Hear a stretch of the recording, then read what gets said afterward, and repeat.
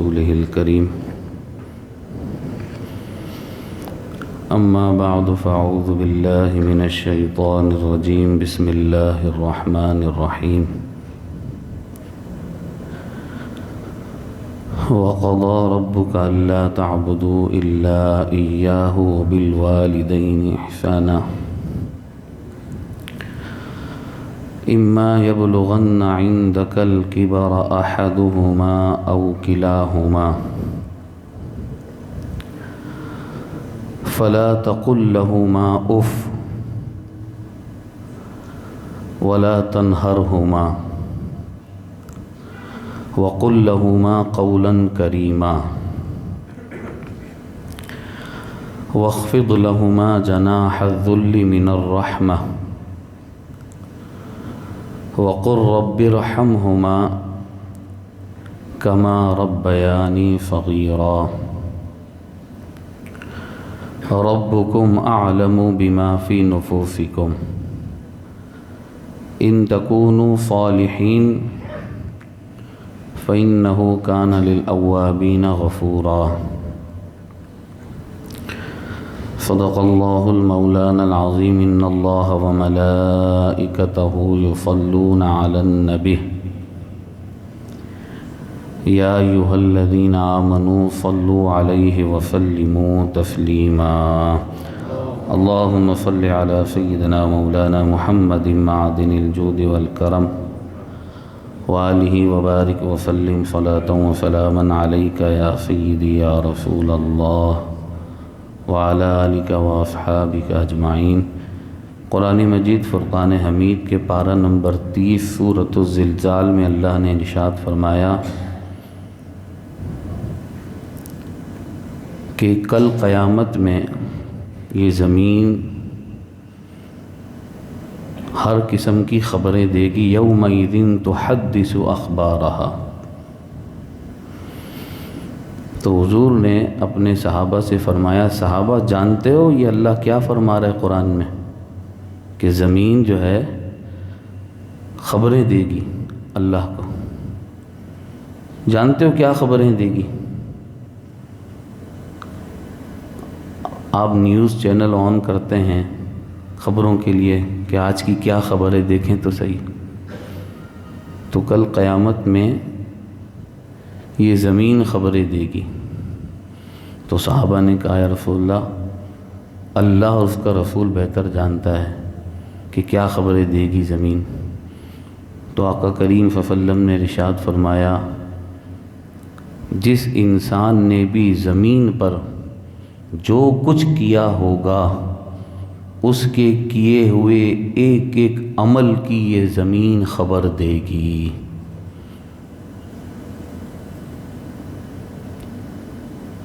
تو یہ زمین ہماری جاسوس ہے. مطلب نوٹ ہو رہی ہیں چیزیں ہمارے ہاتھ ہمارے پاؤں ہماری زبانیں یہ تو بولیں گے کل قیامت میں. بلکہ قرآن تو کہتا ہے تمہاری یہ جو کھال ہے نا اسکن یہ بھی بولے گی اللہ سے کیا کر کے آئے ہو تم. اور جب یہ سب گواہی دیں گے نا تو بندہ پریشان ہو جائے گا قیامت میں اے اللہ یہ کھال اسکن یہ بھی بول رہی ہے. آج بندہ کھال سے کہے گا تو کیسے بول رہی ہے تجھے کس نے بولنا سکھایا؟ قالوا انطقنا اللہ الذی انطق کل شیء. تو کھال بولے گی جس رب نے سب کو بولنے کی طاقت دی اس رب نے ہمیں بھی بولنا سکھایا اس کے حکم سے آج ہم بول رہے ہیں. تو مجھے یہ عرض کرنا ہے کہ زمین خبر دے گی اللہ کو. تو آپ دنیا میں یہ جو درود پاک پڑھتے ہیں نا انشاءاللہ زمین کل رب کی بارگاہ میں ہماری یہ ساری خبریں دے گی مولا یہ زمین پر میری دھرتی پر مجھ پر بیٹھ کر درود پاک پڑھا کرتے تھے. اونچی آواز سے بلند آواز سے درود پاک پڑھی اللہم صلی علی سیدنا مولانا محمد معدن الجود والکرم وآلہ وبارک وسلم صلاة وسلاما علیک یا سیدی یا رسول اللہ وعلی آلک واصحابک اجمعین. محترم بھائی، یہ درود پاک جو ہم پڑھتے ہیں نا، درود اور سلام، یقین جانیے بہت فاصلہ ہے یہاں سے گنبد خضرا کا، لیکن یہ درود سارے فاصلوں کو ختم کر دیتا ہے۔ صحیح بتا رہا ہوں آپ کو، حضور کی حدیث ہے، ما من احد یسلم علی الا رد اللہ روحی علی فارد علیہ السلام او کما قال۔ اور حدیث بھی کون سی کتاب کی ہے؟ سنن ابی داود سیاہ ستہ کی کتاب ہے۔ جو بھی مجھ پر سلام بھیجتا ہے، فرمایا ادھر سلام بھیجتا ہے، ادھر میں فوراً اس کا جواب دیتا ہوں۔ حدیث میں یہ نہیں ہے کہ میں اپنی زندگی میں ہی جواب دیتا تھا درود پڑھنے والے کو، سلام پڑھنے والے کو، میں دیتا ہوں۔ یعنی آج بھی درود و سلام پڑھنے والے کا جواب گنبد خضرا سے آ رہا ہے۔ آپ تھکے نہیں ہوں تو ایک مرتبہ اور اونچی آواز سے درود و سلام، اللہم صلی علی سیدنا مولانا محمد معدن الجود والکرم وآلہ وبارک وسلم صلاۃ و سلام علیک یا سیدی یا رسول اللہ وعلی آلہ وصحبہ اجمعین۔ محترم خواتین حضرات، آج رمضان المبارک کی 4 تاریخ ہے، 4 رمضان المبارک 1444 ہجری بمطابق 26 مارچ 2023۔ الحمدللہ، یہ اللہ کا فضل و کرم اور احسان اور مالک ذوالجلال، مالک کائنات کا ہم پر یہ احسان ہے، ہم اس کا شکر ادا کرتے ہیں۔ لئن شکرتم لازیدنکم، یہ اللہ کا فرمان ہے، شکر کرو گے نعمتوں کو بڑھا دوں گا اور اضافہ کر دوں گا۔ تو آپ چاہتے ہیں کہ ہماری نعمتوں میں اضافہ ہو جائے، رزق میں اضافہ ہو جائے، روزی بڑھ جائے، نعمتیں ضائع ہونے سے بچ جائیں۔ اچھا خاصا چلتا پھرتا انسان ICU میں چلا جاتا ہے، اچھا خاصا چلتا پھرتا انسان دنیا سے چلا جاتا ہے، کیا سے کیا ہو جاتا ہے۔ تو آپ چاہتے ہیں کہ یہ نعمتیں سلامت رہیں، ضائع نہ ہوں، کم نہ ہوں، تو پھر شکر کرنے کی عادت ڈالیں اور ناشکری کے الفاظ کبھی زبان پر مت لائیں۔ تو ہم اس کا شکر ادا کرتے ہیں کہ زندگی میں ایک بار پھر رمضان دیا رب ذوالجلال نے ہم کو، ہم قدر کریں۔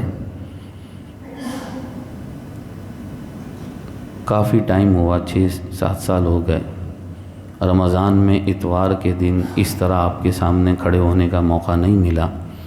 کافی ٹائم کے بعد آج میں حاضر ہوں۔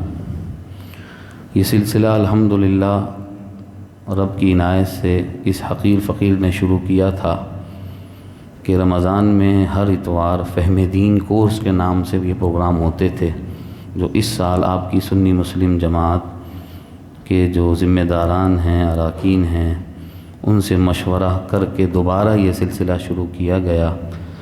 دعا ہے کہ اللہ تبارک و تعالی ہم سب کو اسی طرح رمضان المبارک میں رب ذوالجلال کے اس گھر میں جمع ہو کر قرآن، حضور کا فرمان سنتے رہنے، عبادتوں میں مصروف رہنے، نیکیاں کرتے رہنے کی توفیق عطا فرمائے۔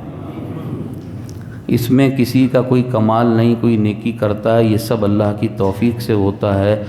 بس دعا یہ کریں کہ رب توفیق دے تو ہم نیکی کریں، تو اللہ اس نیکی کو قبول فرما لیں اور اس کو ہم سب کی مغفرت و نجات کا ذریعہ بنا دیں۔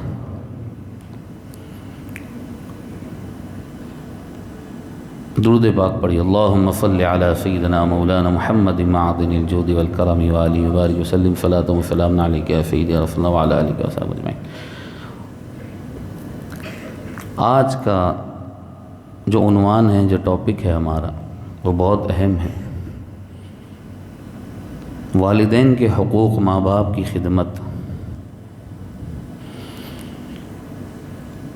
والدین کی خدمت، ماں باپ کی فرما برداری، ماں باپ کی اطاعت، ماں باپ کی خدمت، یہ اتنا ضروری اور اتنا مقدس عمل ہے کہ آپ کی نمازیں، آپ کے روزے، آپ کے حج، آپ کی ہر نیکی جبھی قبول ہوگی جب ماں باپ راضی ہوں گے اور ماں باپ کا دل نہیں دکھا ہوا ہوگا۔ خدا کی قسم، کوئی ساری زندگی دن میں روزے رکھتے رہے اور رات بھر عبادت کرتا رہے، سجدے میں پڑا رہے، اس کی ساری زندگی کے دن کے روزے اور رات کی عبادت اس وقت تک قبول نہیں ہوگی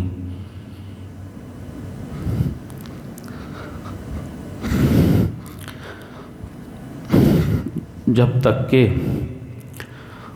اس کے ماں باپ اس سے راضی نہیں ہوں گے۔ بہت احادیث ہیں، بہت قرآن کی آیتیں ہیں، میں اپنے مقررہ وقت میں جو عرض کر سکوں گا کروں گا۔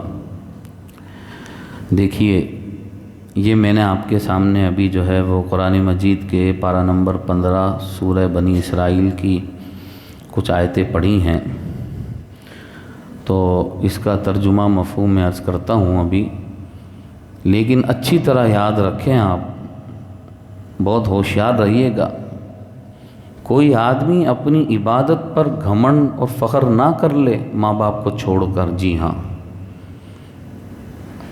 ماں باپ، والدین ایک ذریعہ ہیں۔ ہمارا دنیا میں آنے کا ذریعہ کیا؟ ہم کیسے آئیں دنیا میں؟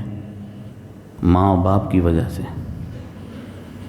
اللہ تبارک و تعالی نے ارشاد فرمایا، وَقَضَىٰ رَبُّكَ أَلَّا تَعْبُدُوا إِلَّا إِيَّاهُ وَبِالْوَالِدَيْنِ إِحْسَانًا۔ تمہارے رب نے یہ حکم فرمایا ہے، یہ اللہ کا حکم ہے کہ اللہ کے سوا کسی کی عبادت نہیں کرنا۔ عبادت کے لائق صرف اللہ ہے۔ اس نے ہمیں پیدا کیا، اس نے ہمارے جسم میں روح ڈالی، اس نے ساری کائنات کو بنایا، وہی عبادت کے لائق ہے۔ اللہ کے سوا کسی کی عبادت جائز نہیں۔ وَبِالْوَالِدَيْنِ إِحْسَانًا، اور ماں باپ کے ساتھ اچھا سلوک کرو۔ قرآن مجید فرقان حمید میں اس مفہوم کی بہت ساری آیتیں ہیں۔ پارہ نمبر 1 میں فرمایا، وَإِذْ أَخَذْنَا مِيثَاقَ بَنِي إِسْرَائِيلَ لَا تَعْبُدُونَ إِلَّا اللَّهَ وَبِالْوَالِدَيْنِ إِحْسَانًا۔ ہم نے بنی اسرائیل سے یہ عہد لیا تھا۔ بنی اسرائیل جانتے ہیں کون؟ یہودیوں سے۔ تو ماں باپ سے حسن سلوک، ماں باپ کی خدمت صرف مسلمانوں پر فرض نہیں، ہر نبی کی شریعت میں ماں باپ کی خدمت کا حکم دیا گیا کہ اللہ کی عبادت کرنا اور ماں باپ سے حسن سلوک کرنا۔ اچھا، آپ ایک کمال کی بات دیکھیں، عجیب و غریب بات ہے۔ اللہ تبارک و تعالی اپنی عبادت کا حکم دے رہا ہے، اور اپنی عبادت کا حکم دینے کے بعد فوراً دوسرا حکم کیا دے رہا ہے؟ ماں باپ کی خدمت، ماں باپ کے ساتھ حسن سلوک۔ پتہ چلا اللہ تبارک و تعالی کی عبادت، اس کی بندگی اسی وقت صحیح طور پر ہو سکتی ہے جب کہ وہ عبادت کرنے والا، سجدے کرنے والا، روزے رکھنے والا ماں باپ کا خدمت گزار ہو۔ اللہ تبارک و تعالی رزق دیتا ہے، اللہ تبارک و تعالی پالتا ہے۔ الحمدللہ رب العالمین، کیا ترجمہ ہے اس کا؟ تمام تعریفیں، ساری خوبیاں اللہ کے لیے جو پالنے والا۔ رب کا مطلب پالنے والا، کس کو؟ صرف مسلمانوں کو پالتا ہے؟ کہا سارے جہان کو پالتا ہے، سب کو روزی دیتا ہے۔ تو اللہ تبارک و تعالی کی جو رزاقیت ہے، وہ جو پالتا ہے، اس کی اس صفت اور خوبی کا اظہار ماں باپ کے ذریعے ہوتا ہے، ماں باپ جو پالتے ہیں، پرورش کرتے ہیں۔ تو ماں باپ جو بچوں کی خدمت کرتے ہیں، پالتے ہیں، کھلاتے پلاتے ہیں، علاج معالجہ کراتے ہیں، ماں باپ بچوں کی خاطر اپنی دنیا قربان کر دیتے ہیں۔ ماں باپ اپنا چین، اپنا آرام، اپنا سکون، اپنی خوشیاں سب قربان کر دیتے ہیں اپنی اولاد کے لیے۔ بچہ پیدا ہوتا ہے، پیدا ہونے سے لے کر 2 سال تک کم و بیش ماں دودھ پلاتی ہے، پوری رات نہیں سوتی ہے وہ بچے کی خاطر۔ اور آپ کیا بات کرتے ہیں؟ پیدا ہونے سے پہلے کی کیا؟ پہلے کی طرف جائیں، پیدا ہونے کے بعد تو ہے، قرآن نے تو فرمایا وَوَصَّيْنَا الْإِنسَانَ بِوَالِدَيْهِ، اللہ فرماتے ہیں ہم نے وصیت کی، حکم دیا انسان کو، کسی بھی مذہب سے تعلق رکھتا ہو، یہ نہیں کہ ہم صرف مسلمانوں کو حکم دیا، دنیا کے سارے انسانوں کو اللہ نے حکم دیا۔ فرماتے ہیں ہم نے ہر انسان کو حکم دیا ماں باپ کے بارے میں، ان سے حسن سلوک کے بارے میں۔ اور پھر کیا فرمایا؟ حملتہ امہ کرہا ووضعتہ کرہا، اور دوسری جگہ فرمایا حملتہ امہ وہنا علی وہن، فرمایا ماں باپ سے حسن سلوک کا ہم نے ہر انسان کو حکم دیا، اور ماں کے متعلق تو خاص حکم دیا ہے، کیونکہ ماں کا حق باپ کے مقابلے میں 3 گنا زیادہ۔ ایک صحابی آئے حضور کے پاس، یا رسول اللہ دنیا میں سب سے زیادہ حق کس کا ہے؟ فرمایا تیری ماں کا حق ہے۔ فرمایا اس کے بعد دوسرا حق کس کا ہے؟ فرمایا تیری والدہ کا۔ پھر پوچھا اس کے بعد کس کا حق ہے؟ فرمایا تیری ماں کا۔ یا رسول اللہ پھر اس کے بعد دنیا میں سب سے بڑا حق کس کا ہے میرے لیے؟ فرمایا تیرے والد کا۔ ماں کا حق کیوں زیادہ ہے؟ اس لیے کہ ماں تکلیف بہت جھیلتی ہے، تکلیفیں بڑی اٹھاتی ہے، اور قرآن نے اس کو بیان فرمایا کہ تیری ماں نے تجھے اپنے پیٹ میں اٹھا کے رکھا، تکلیف در تکلیف، مشقت در مشقت، 9 مہینے تک وہ یہ وزن اٹھاتی رہی۔ 9 مہینے تک ماں پر کیا کیا گزرتا ہے، ماں اپنی خواہشات چھوڑ دیتی ہے، ڈاکٹر کہتا ہے یہ چیز مت کھائیے گا۔ میرے محترم بھائیو، اگر کوئی آپ کو یہ کہے کہ یہ ½ kg کا پتھر ہے، یا ½ سے بھی کم کر دیں، کوارٹر، یہ 9 مہینے تک پیٹ پہ باندھ کے رکھنا ہے 24 گھنٹے، 24 گھنٹے یہ بندھا رہے گا پتھر، 200 گرام کا، 250 گرام کا، سوچو 9 مہینے باندھ سکتے ہیں، کیسے گزارو گے؟ تو ہماری ماں نے ہمیں 9 مہینے اس وزن، اس بوجھ کو پیٹ میں رکھا، اور قرآن فرماتا ہے وَحَمْلُهُ وَفِصَالُهُ، صرف 9 مہینے کی بات نہیں ہے، پھر جب تم پیدا ہوئے تو تمہاری پیدائش میں ماں کو جو تکلیف پہنچی تھی،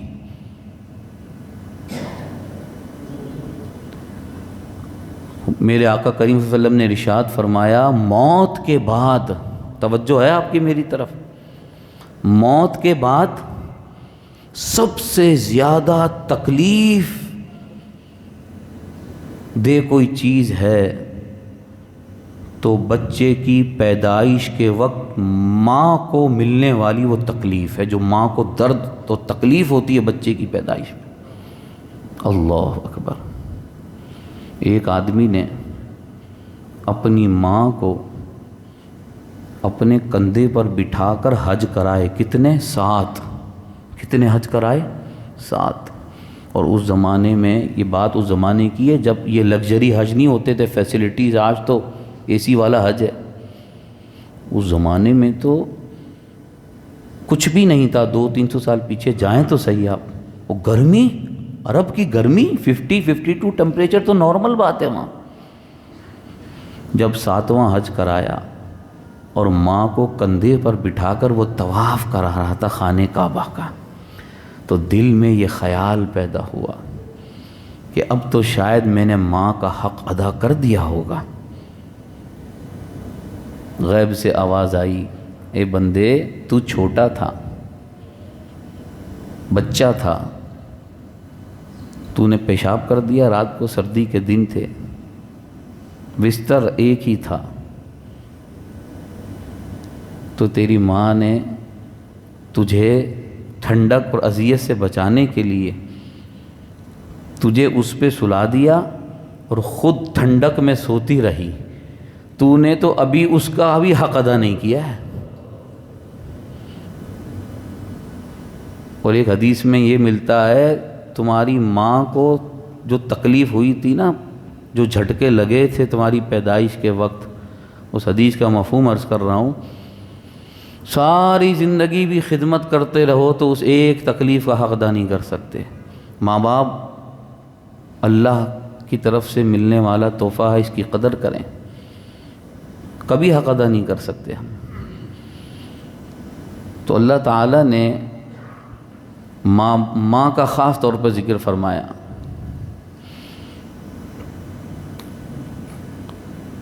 ماں باپ کی صورت میں آپ کے پاس بہت بڑا ذریعہ ہے ترقی کا، عروج کا. بندہ سمجھ رہا ہوتا ہے میں نے بڑے پیسے بنا لیے، میں بڑا ہوا میں اڑ رہا ہوں، اس کو نہیں پتہ ہوتا یہ اس کے ماں باپ کی دعائیں اس کو آگے لے جا رہی ہیں. دنیا میں آپ کا تعلق بہت سارے انسانوں سے ہے. دیکھیے میرے محترم بھائیوں اور پردے میں رہنے والی بہنوں، حسد جو ہے نا، حسد یہ کسی نہ کسی صورت میں کسی سے بھی کہیں ہو سکتا ہے. حسد سے بچنا چاہیے، بہت بڑی بیماری ہے. حسد نیکیوں کو ختم کر دیتا ہے.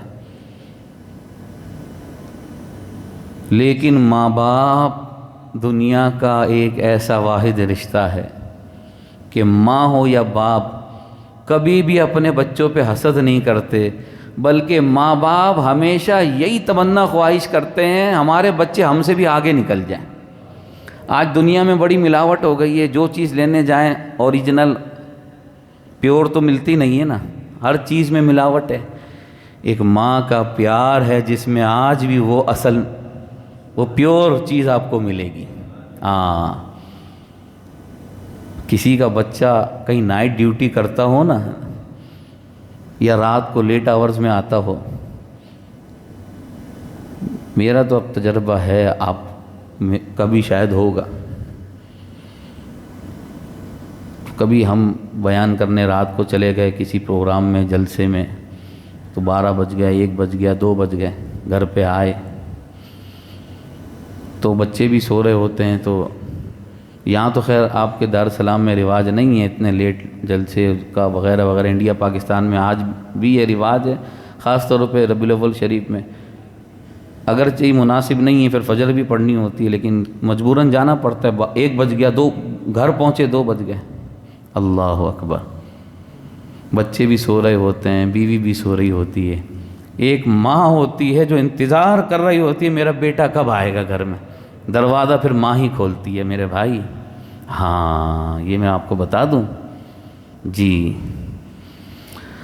حضرت مالک بن دینار رحمۃ اللہ تعالی علیہ بہت بڑے بزرگ گزرے ہیں. آپ نے اپنی زندگی میں کتنے حج کیے تھے پتہ ہے؟ 60 حج کیے تھے. تو آپ اپنا واقعہ بیان کرتے ہیں. میں خانہ کعبہ پہنچا، مکہ شریف پہنچا تو بہت رش تھا، کافی لوگ تھے. اس سال حج میں لوگ زیادہ آئے ہوئے تھے.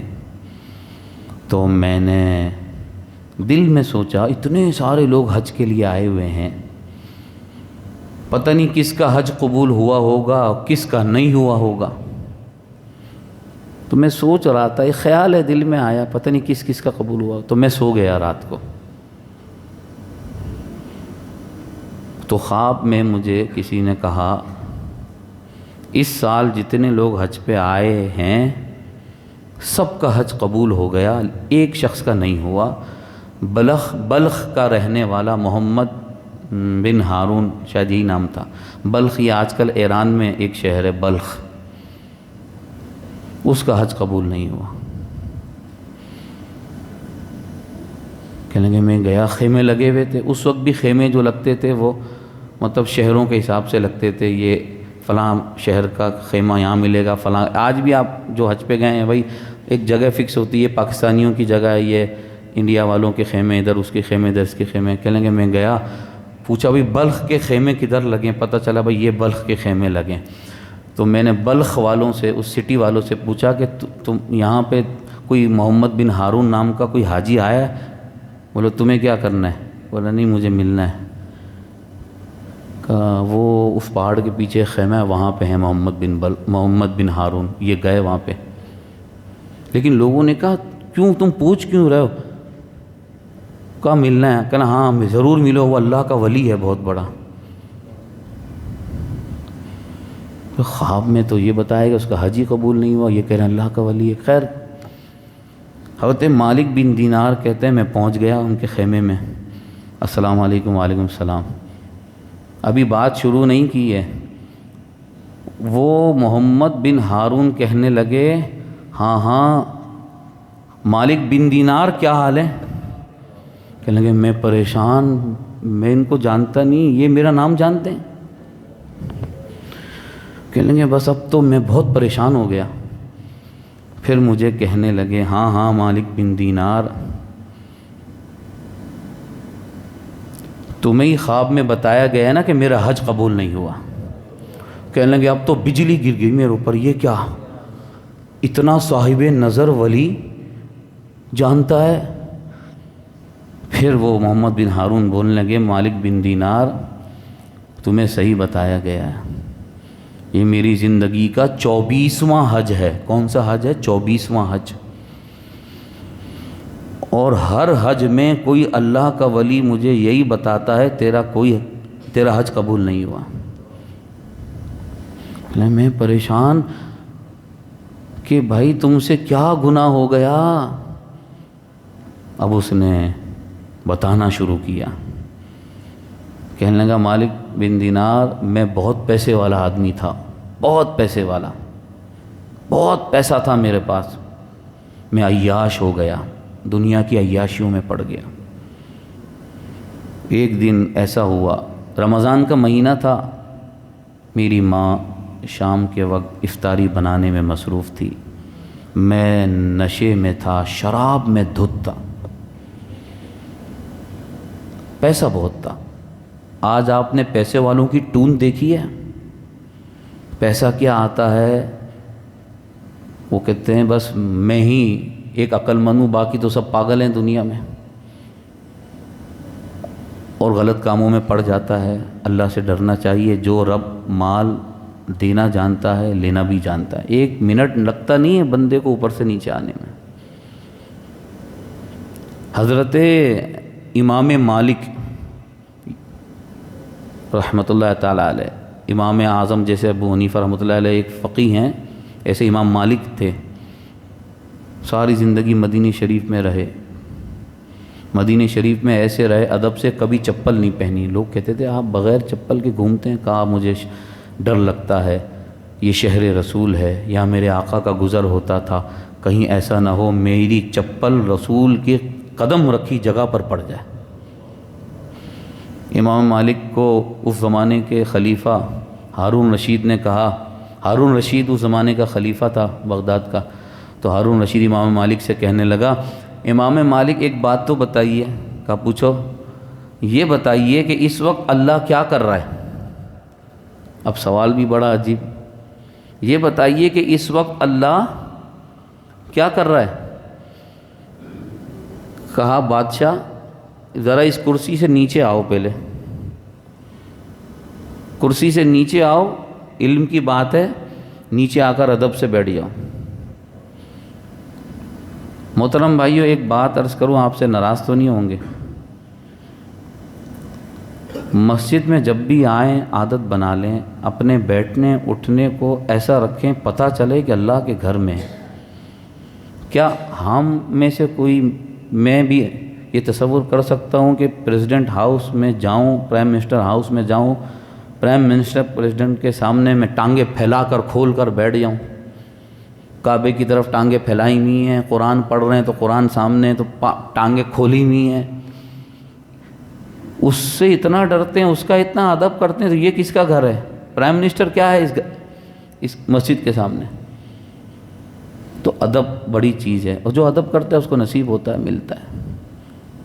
اور جس کے دل سے ادب نکل جائے تو نعوذ باللہ، ہم نے اپنی آنکھوں سے دیکھا، خانہ کعبہ کے سامنے بیٹھے ہیں، کعبے کی طرف وہ ٹانگیں پھیلائے ہوئے ہیں۔ یہ بے ادبیاں ہیں، اسے بچنا چاہیے۔ اللہ تبارک و تعالیٰ کو بے ادبی پسند نہیں ہے۔ تو کہا علم کی بات ہے، نیچے آؤ، میں کرسی پر بیٹھوں گا، پھر علم کی بات بتاؤں گا۔ ہارون رشید نیچے آ کے بیٹھ گیا، امام مالک اس کی کرسی پر بیٹھے۔ فرمایا ہارون رشید کیا سوال کیا تھا؟ اللہ کیا کر رہا ہے اس وقت؟ کہا میں تجھے یہی بتانا چاہتا ہوں، اس کرسی پر بیٹھ کر گھمنڈ تکبر میں مت آنا۔ یہ کرسی آج ملی ہوئی ہے نا، تو اس پہ گھمنڈ تکبر مت کرنا۔ اللہ تمہیں اس وقت یہ دکھانا چاہتا ہے کہ میں چاہوں تو 1 منٹ میں اوپر سے نیچے بٹھا دوں تم کو، یہ کر رہا ہے اللہ اس وقت۔ تو اس لیے پیسہ جو ہے نا، اللہ کی مرضی اس نے دے دیا، کبھی یہ نہ سوچے۔ تو محمد بن ہارون نے کہا شراب کے نشے میں تھا میں گھر پہ آیا، میں نے ماں کو بولا ماں کھانا دے،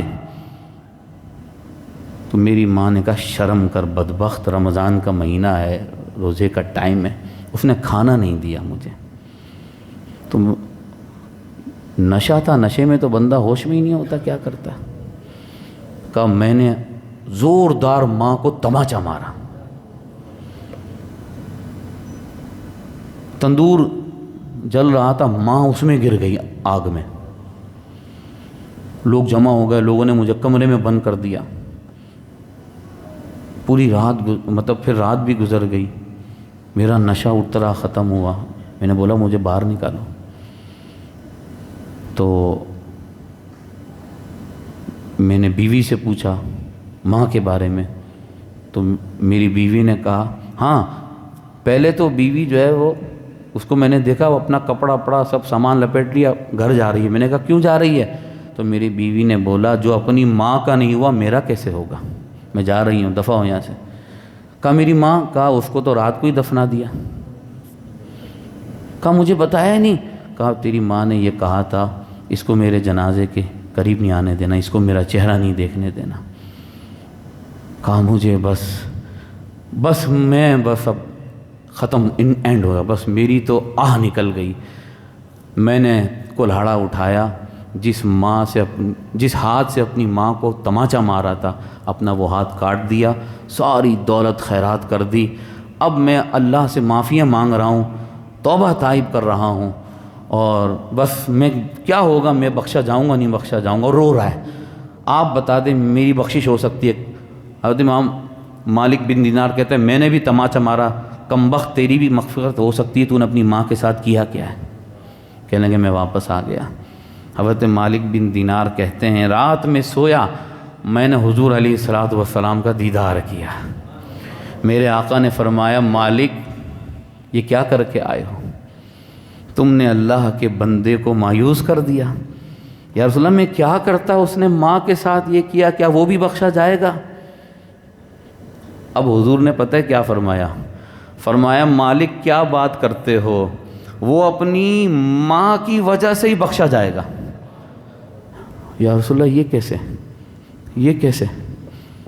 کہا کل قیامت میں اس کی ماں اللہ کی بارگاہ میں مقدمہ دائر کرے گی، اس نے مجھے جلایا، اس نے مجھے تکلیف دی، شکایت کرے گی اللہ سے۔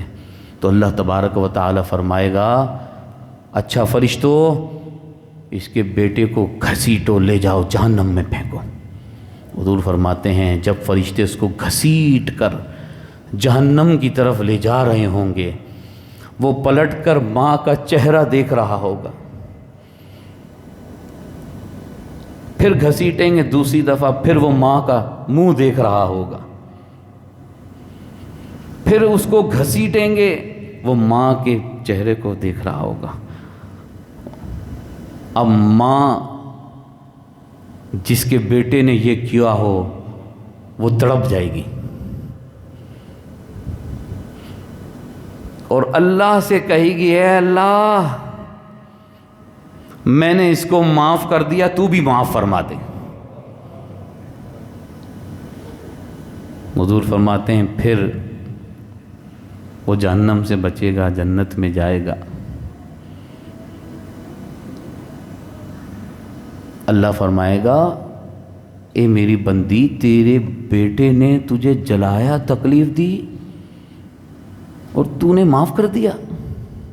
تو وہ ماں بولے گی، اے اللہ یہ تو میرا بیٹا تھا نا، اس نے تو مجھے جلا دیا، جو کرنا تھا کر لیا، میں تو پھر ماں ہوں نا، میں اسے جلتا ہوا دیکھ کر کیسے برداشت کر سکتی ہوں۔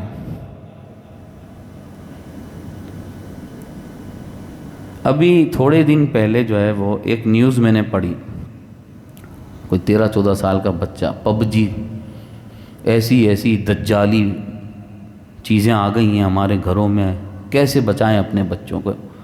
خدا کے واسطے بچوں کی تربیت کیجئے، حفاظت کیجئے۔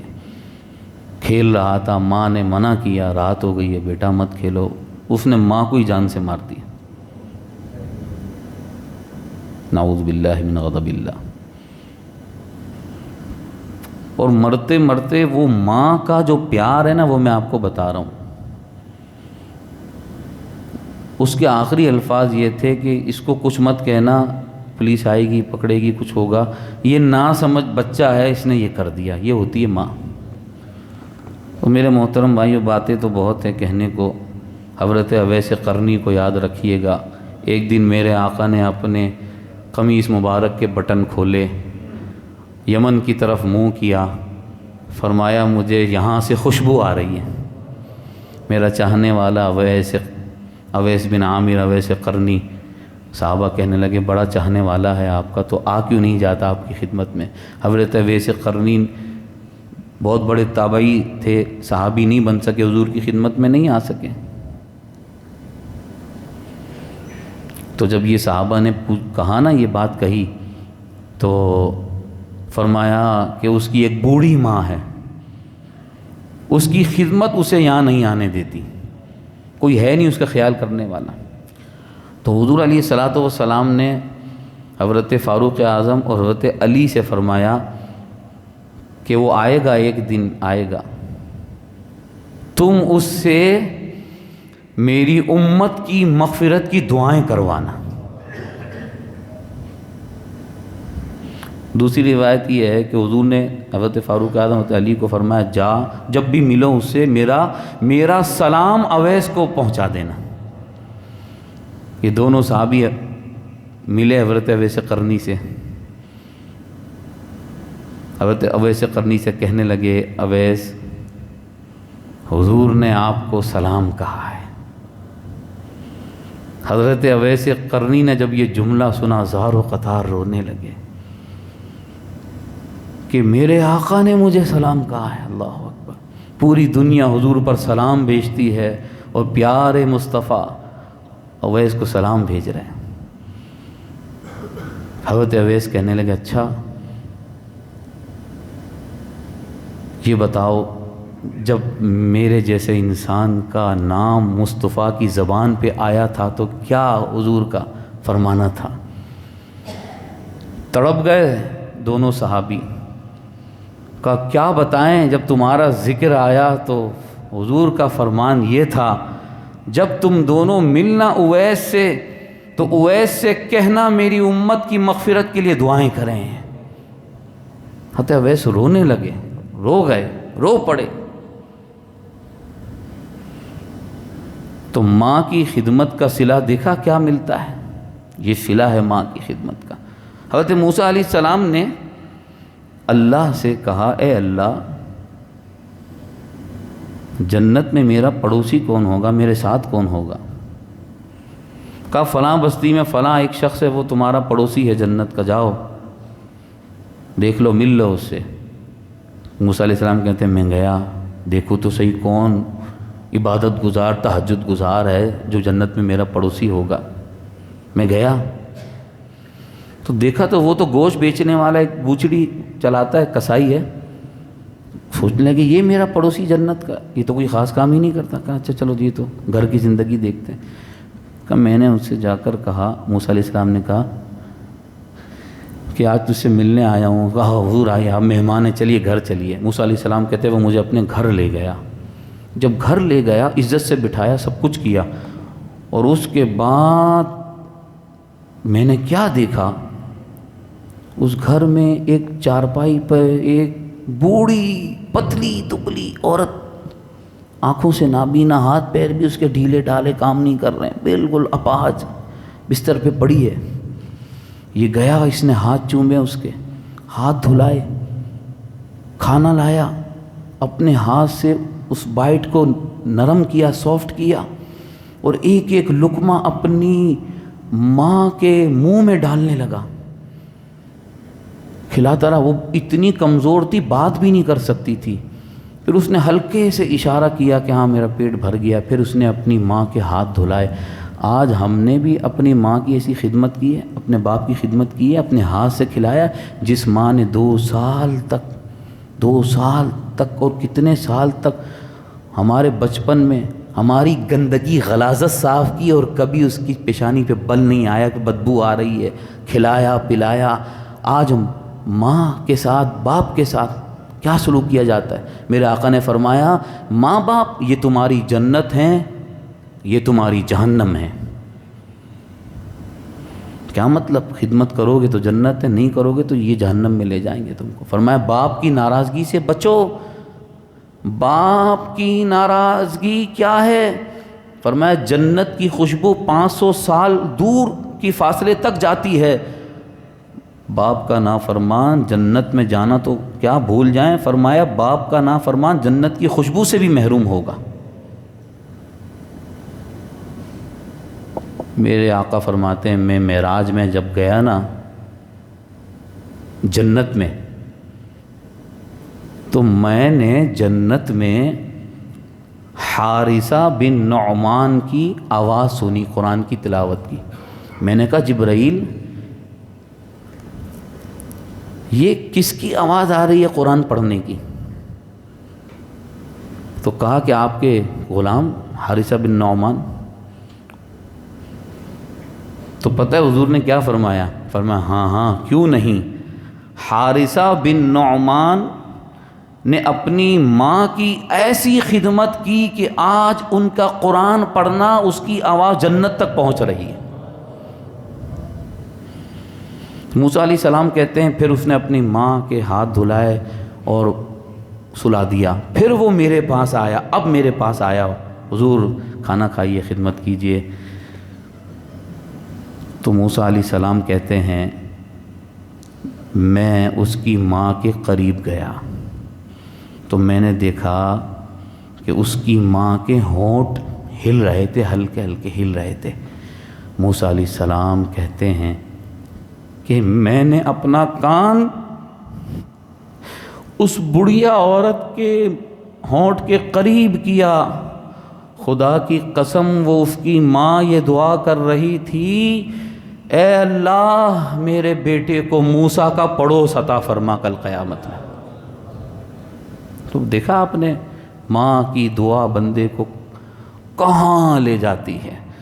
قرآن نے فرمایا وَقَضَىٰ رَبُّكَ أَلَّا تَعْبُدُوا إِلَّا إِيَّاهُ وَبِالْوَالِدَيْنِ إِحْسَانًا، اپنے سلوک کرو اِمَّا يَبْلُغَنَّ عِندَكَ الْكِبَرَ أَحَدُهُمَا، فرمایا اگر یہ ماں اور باپ تمہاری زندگی میں بڑھاپے کو پہنچ جائیں، دونوں یا کوئی ایک بوڑھا ہو جائے تمہارے سامنے، تو اس بڑھاپے کو بوجھ مت سمجھنا، یہ تمہارے لیے نعمت ہے۔ خدمت کرنا، بوڑھے ماں باپ جنت میں لے جانے والے۔ حضور علیہ الصلاۃ والسلام ایک دفعہ ممبر کی پہلی سیڑھی پر چڑھے، کہا آمین، دوسری سیڑھی پر چڑھے، کہا آمین، تیسری سیڑھی پر چڑھے، کہا آمین۔ یا رسول اللہ، صحابہ کہنے لگے آج یہ 3 دفعہ آمین آپ نے ارشاد فرمائے، کیا بات ہے؟ کہا جبرائیل آئے تھے اور انہوں نے میرے سامنے آ کر یہ بد دعا کی کہ کسی کو بوڑھے ماں باپ میں سے دونوں یا کوئی ایک ملا اور جنت میں نہیں گیا، برباد ہو جائے۔ میں نے کہا آمین۔ پھر جبرائیل نے بد دعا کی کسی کو رمضان ملا اور پھر بھی اس کی نجات اور مغفرت نہ ہوئی، برباد ہو جائے۔ میں نے کہا آمین۔ اور پھر تیسری بد دعا کی کہ یا رسول اللہ جس کے سامنے آپ کا نام لیا جائے اور آپ پہ درود نہ پڑے وہ بھی برباد ہو جائے۔ میں نے کہا آمین۔ بلند آواز سے درود پاک، اللہم صلی علی سیدنا مولانا محمد معدن الجود والکرم وآلہ وبارک وسلم، صلاۃ و سلام علیک یا سیدی یا رسول اللہ وعلی آلہ وصحبہ اجمعین۔ تو بھائی یہ معاملات و حالات و واقعات ہیں۔ فرمایا فلا تقل لہما اف، ماں باپ کے سامنے اف بھی نہیں کہنا۔ سمجھتے ہیں اف کا مطلب؟ اف کیا ہے؟ عربی زبان میں اف کسے کہتے ہیں؟ آدمی کے کپڑے پر، جسم پر ہلکی سی مٹی لگ جائے نا تو وہ پھونک مارے ہلکی سی، یہ اف ہے۔ اتنی سی بات پھونک ماری، پھر یہ استعمال ہونے لگا معمولی سی بیزاری، معمولی سی ناپسندیدگی کا اظہار اف سے ہوتا ہے۔ کہا جب یہ بوڑھے ہو جائیں گے نا تو ظاہر ہے جب ماں باپ بوڑھے ہوتے ہیں، کمزور ہوتے ہیں، چل پھر نہیں سکتے، بیماریاں لگ جاتی ہیں، رات بھر کھانستے رہتے ہیں، اللہ نہ کرے فالج پڑ گیا، بستر پر آ گئے تو پھر طہارت پاکی ناپاکی کے مطلب پیشاب بھی نکل جاتا ہے بستر پر، تو بہت ساری چیزیں ہوتی ہیں تو تمہیں خدمت کرنی پڑے، تو بیزار مت ہونا۔ یہ ہلکا سا بھی کوئی ایسا جملہ منہ پہ نہیں لانا، کوئی ایسا کام نہیں کرنا جس سے ماں باپ کو لگے یہ مجھ سے تنگ ہو گیا۔ ماں باپ نے جب تمہیں پالا تھا کبھی بیزاری، دیکھیے کسی کے ماں باپ کا بچہ لنگڑا لولا اپاہج ہو، خدا نخواستہ ڈاکٹر بھی جواب دے دے نا آپ کا بچہ نہیں بچ سکتا، پھر وہ ماں ہوتی ہے اس وقت بھی نہیں کہتی بہت تنگ ہو گئی ہوں اے اللہ اس کو موت دے دے، نہیں، باپ نہیں کہتا نا۔ تو بڑھاپے میں کبھی غصہ مت کرنا۔ اور آج جناب لوگ ادھر جا رہے ہیں بھائی دعا کر دو، ادھر جا رہے ہیں اچھی بات ہے دعا کراؤ، ارے اپنے ماں باپ سے دعا کراؤ۔ باپ ان پڑھ ہو، انگوٹھا چھاپ ہو، کیسا بھی ہو، گاؤں دیہات کا ہو، وہ تو بزرگ فرماتے ہیں حسن بصری، غریب نواز، شیخ عبد القادر، بڑے بڑے اولیاء، یقیناً ان کا بڑا مقام اور مرتبہ ہے۔ ارے تمہارے عبد القادر، تمہارے غریب نواز، تمہارے حسن بصری تمہارا باپ ہے، اس سے دعا کراؤ، تمہارے لیے یہی سب کچھ ہے۔ دعا کراؤ اپنے ماں باپ سے۔ جب بوڑھے ہوتے ہیں ماں باپ ظاہر ہے وہ اپنے حساب سے سوچتے ہیں نا، بوڑھے ماں باپ تو اپنے حساب سے پرانی باتیں کریں گے، آپ کو اچھی نہیں لگیں گی، آپ بولیں گے یہ تو دقیانوس ہے، پتہ نہیں کون سے زمانے کی بات کر رہا ہے، ان کو کیا پتہ دنیا کہاں پہنچ گئی ہے، ان کو کیا پتہ۔ وہ باپ وہ ماں اپنے حساب سے بات کریں گے۔ سنو، جب تم بچے تھے کیا بولتے تھے؟ باپ سنتا تھا اور ہنس رہا ہوتا تھا کیا؟ ماں کسی کے بوڑھے باپ نے اپنے بچے سے کہا بیٹا یہ چیز لے کے آنا، لے کے آیا، باپ نے اٹھا کر پھینک دی، بچہ گیا، جوان بیٹا تھا نا، بچہ پھر لے کر آ گیا، باپ نے پھر اٹھا کر پھینک دی، وہ پھر اٹھا کے لایا، اب تیسری مرتبہ پھر باپ نے وہ چیز اٹھا کر پھینک دی، جوان تھا نا، غصہ جلدی آتا ہے، ماں باپ کا غصہ دکھاتا ہے، کہنے لگا ابا یہ کیا کر رہے ہو؟ اب ابا نے کہا بیٹا تو جب چھوٹا سا تھا تو بال میں تیرے پاس لاتا تھا، تجھے دیتا تھا، تو ایک مرتبہ نہیں 20 مرتبہ اٹھا کر پھینکتا رہتا تھا اور میں تجھے لا کر دیتا رہتا تھا، میں نے کبھی غصہ نہیں کیا۔ تو بوڑھے ماں باپ کی خود خدمت کرو، نبیوں کو حکم ہے، نبیوں کو کہ اپنے ماں باپ کی خدمت کریں۔ کدھر ہیں آپ؟ تو ہمارے نہیں، کام والوں پر خادموں پہ نہیں چھوڑ رہا جائے گا آپ خدمت کرو، نہیں، آپ اپنے ہاتھ سے خدمت کریں ماں باپ کی۔ ایک صحابی آیا رسول اللہ میں جہاد پر جانا چاہتا ہوں، فرمایا تیری ماں ہے؟ کہاں ہے؟ کہا ماں کی خدمت کر، تیرے لیے جہاد کا ثواب ہے۔ ولا تنہرہما، ماں باپ کو جھڑکنا مت، وقل لہما قولا کریما، بلکہ اچھے جملے بولنا ماں باپ کے سامنے۔ واخفض لہما جناح الذل، ٹائم کافی ہو گیا ہے، تھوڑی دیر اور بیٹھے، میں اب سمیٹ رہا ہوں گفتگو کو۔ قرآن کا حکم سنیے، وَخْفِضْ لَهُمَا جناح، بڑھاپے میں ماں باپ کے ساتھ کیسے پیش آئیں؟ فرمایا اپنے بازوؤں کو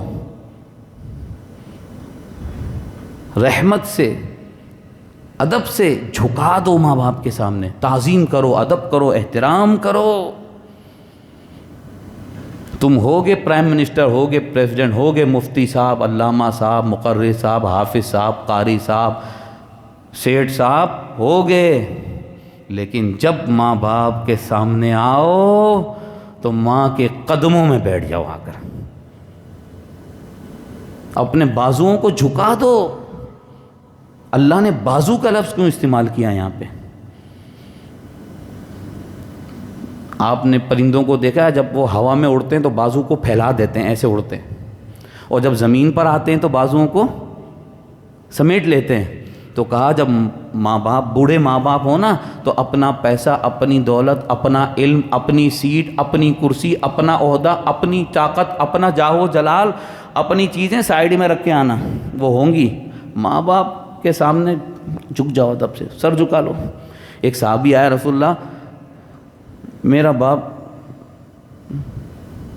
جو ہے پیسہ بڑا ضائع کرتا ہے، بوڑھا ہو گیا، سمجھ نہیں ہے۔ اب ظاہر ہے جب زیادہ بوڑھے ہو جائیں ماں باپ تو بچوں والی حرکتیں ہو جاتی ہیں، بھول جاتا ہے وہ۔ تو حضور نے پتہ ہے کیا فرمایا؟ فرمایا انت ومالک لابیک، پیسے ضائع کرتا ہے، کیا بات کرتا ہے تو، اور تیرا باپ، تیرا مال سب تیرے باپ کا ہے۔ اور دوسری حدیث میں آیا، یا پھر اگر باپ ظلم کرے تو پھر بھی کہا، 3 مرتبہ کہا اگرچہ تیرا باپ تجھ پہ ظلم کرے پھر بھی اس کا ادب و احترام کر۔ ہاں ماں باپ کوئی ناجائز و حرام چیز کا حکم دیں وہ نہیں مانی جائے گی، لیکن اس میں بھی ماں باپ کے سامنے چیخا چلایا نہیں جائے گا، چیخ رہے ہیں چلا رہے ہیں، نہیں۔ قرآن تو کہتا ہے وَإِن جَاهَدَاكَ عَلَىٰ أَن تُشْرِكَ بِي مَا لَيْسَ لَكَ بِهِ عِلْمٌ فَلَا تُطِعْهُمَا وَصَاحِبْهُمَا فِي الدُّنْيَا مَعْرُوفًا، پارہ نمبر 21 سورہ لقمان۔ اگر کسی کے ماں باپ خدا نخواستہ مشرک ہوں اور وہ اسے شرک کروائیں تو فرمایا ان کی بات مت ماننا، لیکن حسن سلوک مت چھوڑنا، حسن سلوک نہیں چھوڑنا۔ ماں اور باپ ہے، اگرچہ کافر بھی ہوں پھر بھی خدمت کی جائے گی اور ان کی جو ہے تعظیم احترام ادب کیا جائے گا۔ تو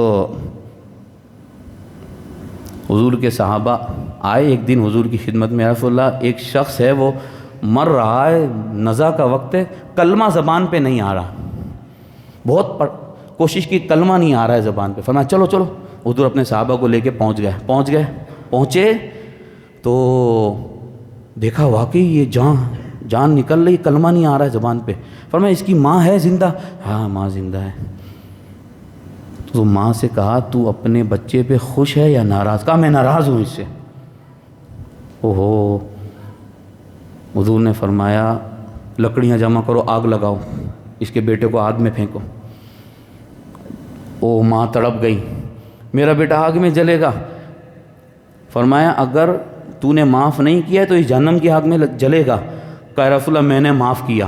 صحابہ کہتے ہیں اس کی ماں کی زبان سے یہ جملہ نکلنا تھا کہ میں نے معاف کیا، ادھر کلمہ پڑھ کے دنیا سے گیا۔ تو ماں باپ کا نافرمان اسے کلمہ بھی نصیب نہیں ہوگا، نعوذ باللہ۔ ماں باپ انتقال کر جائیں، خدا کے واسطے ان کی قبروں پہ جاؤ، دنیا کے کام کاج مصروفیات یہ چھوڑیں ان باتوں کو۔ جب حضور نے فرمایا تھا کہ ان کے انتقال کے بعد بھی نیک سلوک کرو، یا اللہ کیسے کریں؟ دعائیں مغفرت کرو۔ علماء نے لکھا جو آدمی روزانہ ماں باپ کے لیے مغفرت کی دعائیں کرتا ہے کبھی رزق کی تنگی نہیں ہوگی۔ وَاخْفِضْ لَهُمَا جَنَاحَ الذُّلِّ مِنَ الرَّحْمَةِ وَقُلْ رَبِّ ارْحَمْهُمَا كَمَا رَبَّيَانِي صَغِيرًا۔ فرمایا تم کچھ بھی کر لو بدلہ تو نہیں جھکا سکتے ماں باپ کی خدمت کا، تو پھر یوں دعا کرو رب ارحمہما، اے میرے رب تو ہی رحم فرما میرے ماں باپ پر، جیسے کہ انہوں نے مجھے بچپن میں پالا تھا۔ مائیں دنیا کے لوگوں کے کپڑے تک دھوتی ہیں، برتن تک مانجتی ہیں بچے کو پالنے پوسنے کھلانے کے لیے۔ اس میں مفسرین نے فرمایا دعائے مغفرت کی طرف بھی اشارہ ہے۔ ربکم اعلم بما فی نفوسکم، آج کے درس کی آخری آیت، ربکم اعلم بما فی نفوسکم، غور سے سننا، خلاصہ کلام اللہ کیا فرماتا ہے۔ تمہارا رب خوب جانتا ہے جو تمہارے دلوں میں ہے، کہ تم ماں باپ کی خدمت اس بڑھاپے میں یا بیماری میں تکلیف میں دل سے کر رہے ہو یا مجبور ہو کے کر رہے ہو، یار یہ بستر پہ پڑا ہے، بوڑھا ہے، کھلانا بھی پڑتا ہے پلانا بھی پڑتا ہے، اس ارادے سے نیت سے کر رہے ہو یا خوش ہو کے کر رہے ہو، تمہارا رب جانتا ہے۔ ان تکونوا صالحین، اگر تم نیک ہو، اللہ کی رضا کے لیے، ماں باپ کو راضی کرنے کے لیے یہ کر رہے ہو، اگر نیت یہ ہے کہ نہیں یہ کیا کچھ بھی نہیں ہے، تو اگر اس نیت سے کر رہے ہو کہ میں ان کو راضی کروں، یہ ناراض نہ ہو، تو پھر اللہ بڑا غفور ہے۔ اللہ پاک سے دعا کرتے ہیں کہ اللہ پاک ہماری کوتاہیوں کو معاف فرمائے۔ درود پاک پڑھیں۔ اللہم صلی علی سیدنا مولانا محمد معدن الجود والکرم وآلہ وبارک وسلم صلاۃ وسلاما علیک یا سیدی یا رسول اللہ وعلی آلک واصحابک اجمعین۔ رب الجلال ہمارے والدین کو صحت و تندرستی، امن و سلامتی عطا فرما۔ اے اللہ ہم سب کے والدین کو درازگی عمر بالخیر عطا فرما۔ جن کے والدین دونوں یا کوئی ایک دنیا سے پردہ کر گیا، انہیں جنت الفردوس میں اعلیٰ مقام عطا فرما۔ ہمارے والدین کو، ہم سب کو، ہمارے گھر والوں کو، ہر مسلمان کو دو جہاں کی ترقیاں، برکت، راحت عطا فرما۔ ہم اپنے گناہوں سے توبہ کرتے ہیں، اے اللہ ہماری مغفرت فرما دے۔ اے اللہ آج ہم قرآن سمجھنے کے لیے آئے، تیرے حبیب کے فرمان سننے کے لیے آئے، اے اللہ اس پر عمل کی توفیق عطا فرما۔